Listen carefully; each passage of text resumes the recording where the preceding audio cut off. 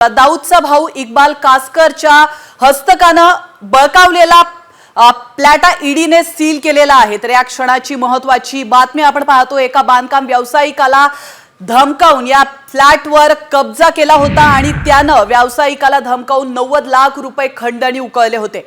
तर इक्बाल कासकर विरोधातील मनी लॉन्ड्रिंग प्रकरणी कारवाई करण्यात आली आहे। या क्षणाची महत्त्वाची बातमी आपण पाहतोय। ठाण्यातील घोडबंदर रोडवरील कावेसर इमारतीत कारवाई करण्यात आली आहे। तर या क्षणाची महत्त्वाची बातमी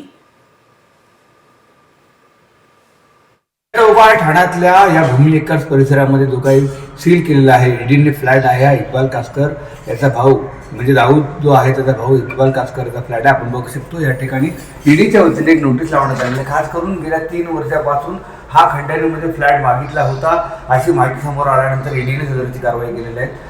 घोडबंदर रोडचा हा जो काही फ्लॅट आहे हा कावेसर वाघबीळमधल्या न्यू पोलीस बिल्डिंग मधला हा फ्लॅट आहे।